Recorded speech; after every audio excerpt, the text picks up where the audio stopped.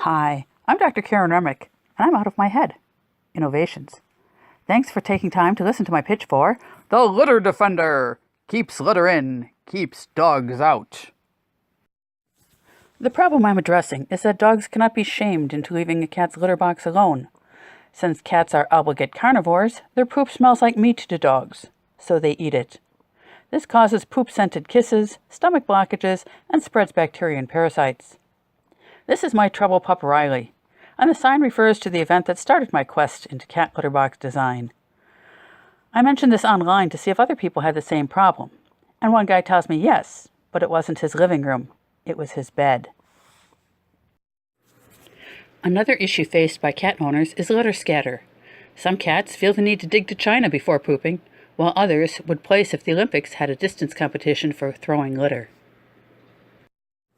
There are more than 55 million people in the U.S. who own both dogs and cats, and if given the chance, most dogs will lunch on the number 2 special. Our survey of both dog and cat owners found that 80% found this to be a problem, so roughly 44 million people can be considered the market for the litter defender. An additional 39 million people own just cats.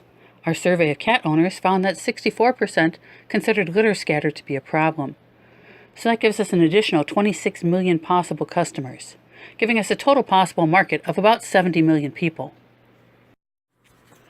Online pet supplies generate an annual revenue of more than $2.5 billion, and that total's growing.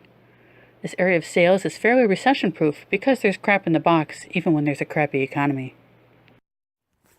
People suffering with turd-burgling dogs currently have 3 designs to choose from, all of which have issues. First, we have an end table with a litter box inside, and a cat door to allow access. However, dogs can stick their heads through that door and pirate some poo. Smaller dogs can even enter the box. Next, there's top entrance litter boxes. They have large holes that are placed at the edge of the box. This allows medium and larger dogs just to walk up and stick their heads through the hole. Finally, there's a box with a microchip reading cat door. This should work, unless the cat doesn't have a chip, or is lying nearby when a small dog is looking for some kitty roca. The disadvantage they all share is they tend to be priced in the $100 range. While most top entry or covered litter boxes reduce litter scatter, they do nothing to remove the litter from between the cat's toes when they exit the box, which ends up leaving a mess by the box entrance. My solution is to design a litter box that uses geometry to keep the litter in and the dogs out. The oval hole and central positioning means that most dogs can't easily reach the hole, and dogs that can have heads too large to get through.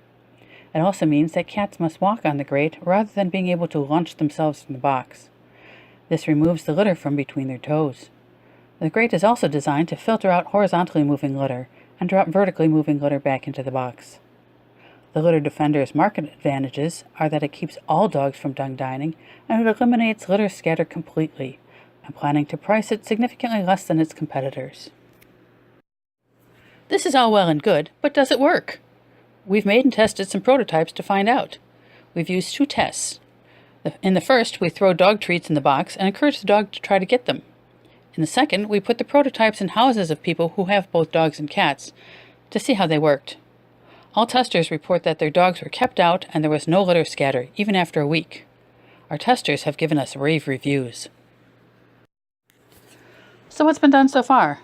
I've gotten the patent and trademark applications filed and been granted the trademark. I've recruited a partner with sales and marketing knowledge. We've established a web presence and had 3D CAD files made, and the prototypes have been received and tested using 2 different methods. We've taken surveys of both dog and cat owners, and just cat owners. We've designed a litter box liner and lined up a supplier in response to the surveys. We've modified the design to make it more attractive and to reflect the feedback of the prototype testing, and had more 3D CAD files made. We've experimented with different types of advertising to see what best reaches our target audience. We're currently recruiting quotes from different possible manufacturers for the mold and production of the Litter Defender. What needs to be done yet? We need to have the molds and a production run made, acquire UPC codes and design the labels, order the liners, get product liability insurance, create an Amazon account and get the products shipped and apply for the Amazon Launchpad program, and create and run an advertising campaign for the launch. Our goal is to have the Litter Defender available for sale in April.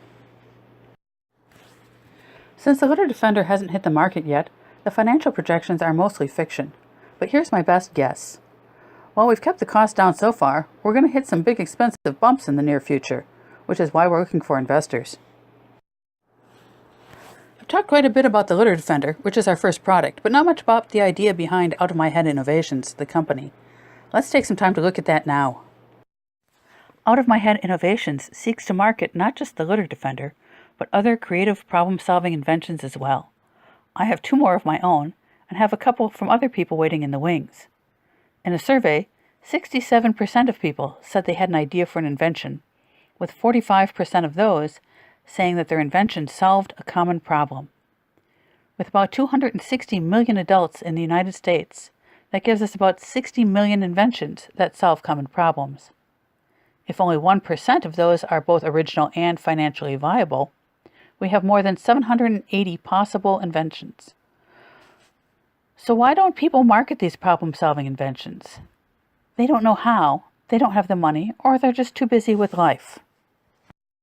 The basic idea behind Out of My Head Innovations is to give inventors without entrepreneurial skills a way to monetize their inventions. We'll find inventions that solve everyday problems, help the inventor patent them, develop them, and get them to market. We'll take our payment from the sales of the invention rather than from the inventor. We then use the money made from previous inventions to fund the development of future ones. But what about the competition? Right now, there are very few ethical companies that help inventors develop and market their inventions. The Big Idea Group gets about 6 inventions to market every year. InventRight does a good job of helping inventors license their ideas, and they announce a licensing deal about once a week.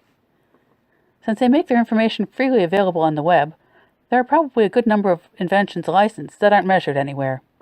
And then there's Shark Tank. In addition to all the startups, let's say, all told, there are about 500 inventions brought to market every year. That means it will take more than 10,000 years to bring all the possible products to market, and that assumes people only have one idea. This is why I think of these companies not as competition, but as co-workers in the job of helping people monetize their problem-solving ideas. If diversity makes for good partnerships, Nick and I really got this. We're about as different as you can get and still both be human. Though we're opposite in many ways, we do have some similarities. For example, we both have experience in project management, and apparently neither one of us smiles in pictures.